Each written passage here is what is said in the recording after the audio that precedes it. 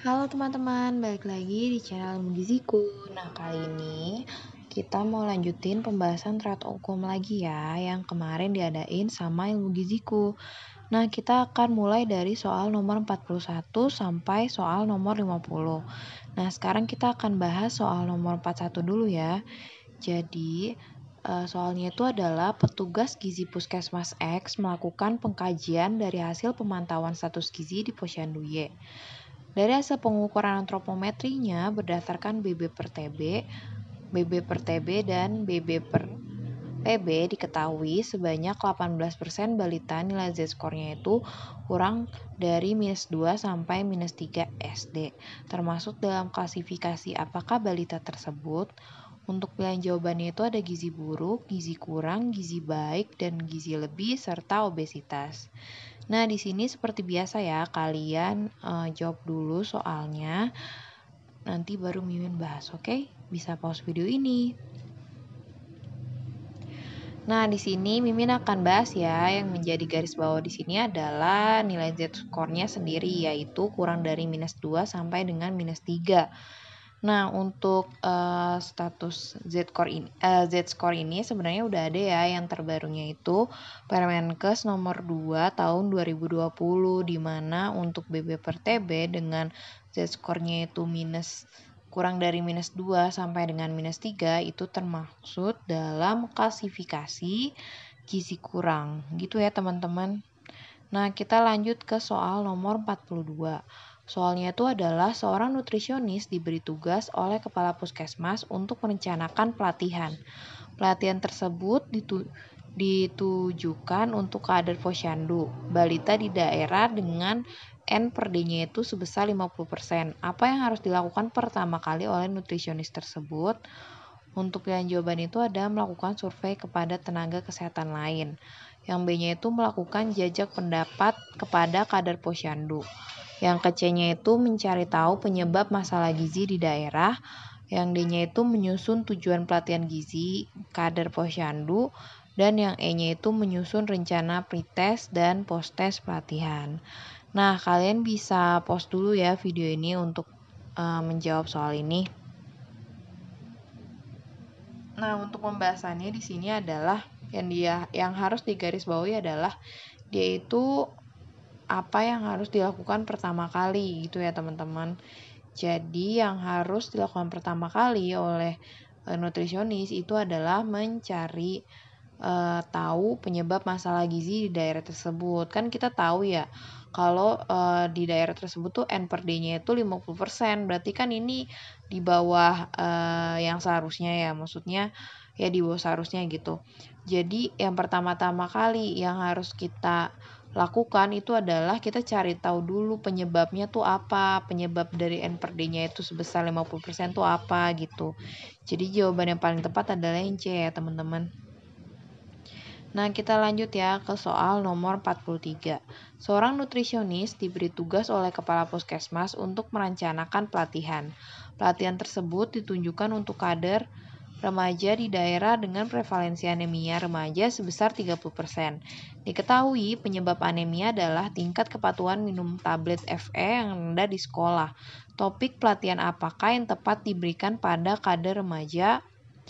Untuk pilihan jawabannya itu ada posyandu remaja, makanan tinggi FE, patofisiologi anemia, inhibitor dan encer FE, tata cara mengkonsumsi tablet.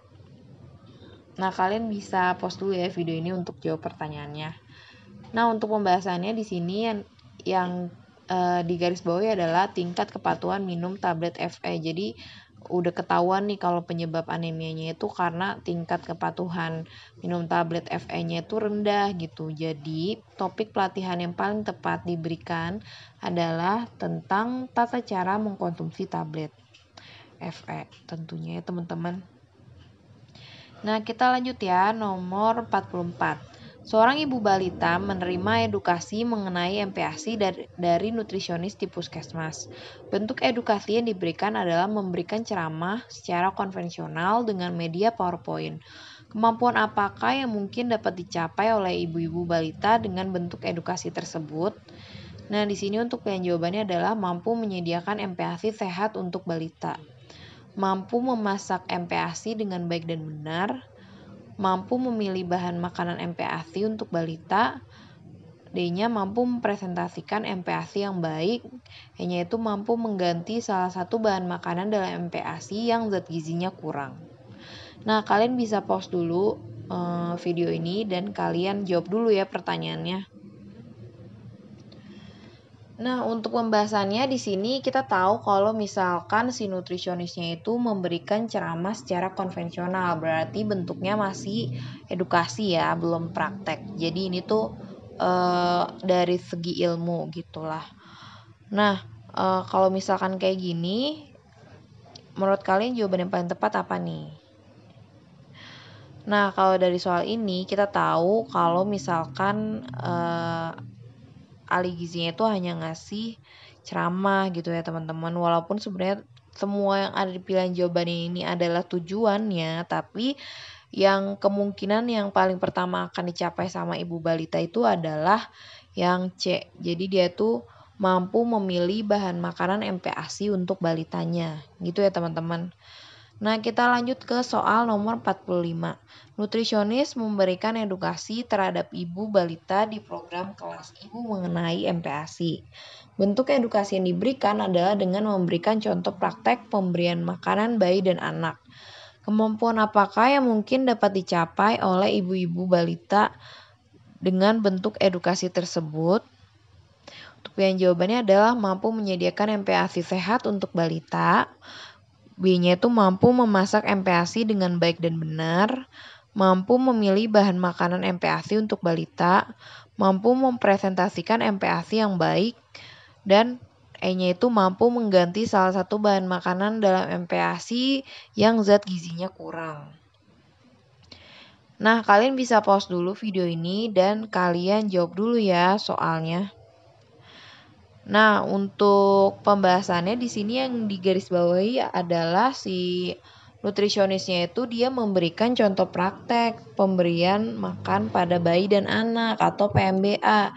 Jadi karena dia sampai sudah memberikan praktek, maka diharapkan ibu-ibu balita itu mempunyai kemampuan untuk memasak MPASI dengan baik dan benar. Jadi tingkatannya itu lebih tinggi daripada yang sekedar edukasi ya, karena ini udah mulai dikasih edukasi dan ada juga contoh prakteknya gitu teman-teman. Jadi diharapkan si ibu-ibu ini mampu memasak MPASI yang baik dan benar. Gitu ya teman-teman. Kita lanjut ke soal nomor 46. Untuk soal nomor 46, seorang ibu menyusui mendatangi nutrisionis yang juga merupakan konselor laktasi di puskesmas. Ibu tersebut mengeluh tentang kesulitan yang dihadapinya setelah selesai konseling. Nutrisionis ingin mengevaluasi hasil konselingnya. Bagaimana cara nutrisionis untuk mengevaluasi hal tersebut? Pertama, dia meminta klien untuk meringkas informasi, itu yang A ya. Yang B-nya itu memberikan klien leaflet tentang menyusui. Yang C-nya memberikan kesempatan klien untuk bertanya. Yang D-nya meminta klien untuk mengkaji masalah yang dihadapi. Yang E-nya meminta klien untuk kembali datang seminggu kemudian. Nah, kalian bisa pause dulu video ini buat jawab pertanyaannya teman-teman. Nah, untuk pembahasannya di sini Mimin udah menggarisbawahi kalau nutrisionis ini ingin mengevaluasi gitu. Mana sih cara mengevaluasi yang benar itu adalah meminta klien untuk meringkas informasi. Jadi kita tanya ulang gitu. Jadi gimana Bu? Apakah Ibu mengerti dengan materi konseling ini? Atau nanti kita bisa bilang bisa dijelaskan kembali apa yang sudah didapat dari konseling ini gitu. Jadi meminta klien untuk meringkas informasi gitu ya teman-teman. Nah, kita lanjut ya ke soal nomor 47. Seorang lansia dirujuk untuk berkonsultasi ke nutrisionis terkait diabetes mellitus yang dideritanya. Lansia tersebut membawa hasil uji laboratorium untuk dikaji oleh nutrisionis. Apakah fungsi nutrisionis pada kegiatan konseling tersebut? Untuk pilihan jawabannya adalah A. Pemimpin, B. Melakukan intervensi, C. Melakukan edukasi gizi, D. Menegakkan diagnosis gizi, E. Melakukan monitoring dan evaluasi. Nah, kalian bisa pause dulu video ini untuk jawab soalnya ya teman-teman. Nah, di sini yang menjadi garis bawahi adalah dikaji oleh nutrisionis. Jadi kan ada pasien nih, dia datang bawa hasil lab. Maka fungsi nutrisionis itu apa sih setelah dikasih data labnya itu gitu. Jadi jawaban yang paling tepat adalah menegakkan diagnosis gizi. Gitu ya teman-teman. Nah, kita lanjut ya ke soal nomor 48. Seorang nutrisionis melakukan edukasi gizi pemberian makan bayi dan anak atau PMBA. Diketahui masalah gizi yang ada dalam wilayah kerjanya adalah rendahnya pengetahuan dan rendahnya N per D di wilayah tersebut. Apakah output dan outcome yang tepat dari intervensi yang diberikan? Untuk jawabannya ada A. Pelatihan PMBA berjalan baik, prevalensi N per D-nya meningkat. B-nya hasil post-test yang meningkat, prevalensi N per D-nya meningkat. C-nya masalah gizi teratasi seluruhnya, narasumbernya baik. D-nya hasil post-test meningkat, PMBA berjalan baik. E-nya itu PMBA berjalan baik, narasumber baik. Nah, kalian bisa pause dulu ya video ini untuk jawab pertanyaannya. Kalau udah di sini Mimin akan bahas ya soalnya. Jadi di sini yang ditanya adalah output dan outcome dari edukasi tersebut gitu ya teman-teman. Jadi diharapkan dengan edukasi tersebut kita ngarepin apa nih output itu kan jangka pendeknya ya, tapi outcome itu jangka panjangnya. Nah, kalau misalkan dari soal ini kita ketahui kalau jawaban yang paling tepat itu adalah hasil post-test yang meningkat dan prevalensi N per D meningkat. Jadi untuk target akhirnya itu hasil post-testnya pasti ya untuk melihat pengetahuannya sebelum sama sesudah yang meningkat dan prevalensi N per D itu untuk outcome-nya karena kan itu jangkanya lumayan lama ya karena kita sekali melakukan edukasi gizi kan gak mungkin langsung berubah N per D-nya langsung meningkat drastis. Itu menurut Mimin tuh masih gimana ya namanya baru pertama pasti kita capai pengetahuan dulu, sikap baru ke perilaku gitu teman-teman. Jadi outcome-nya itu ya prevalensi N per D-nya itu dapat meningkat gitu. Nah, kita lanjut ya ke soal nomor 49. Seorang petugas gizi pada layanan makanan asrama akan membuat baku atau standar resep. Kegiatan tersebut dilakukan sesuai langkah-langkah yang ada dan secara berurutan. Langkah apa yang paling tepat sebelum resep tersebut dibakukan? A. Uji coba, B. Penerapan, C. Penilaian panelis, D. Perbaikan hasil uji coba, E-nya pengembangan resep untuk jumlah besar. Nah, kalian bisa pause dulu video ini untuk jawab pertanyaannya.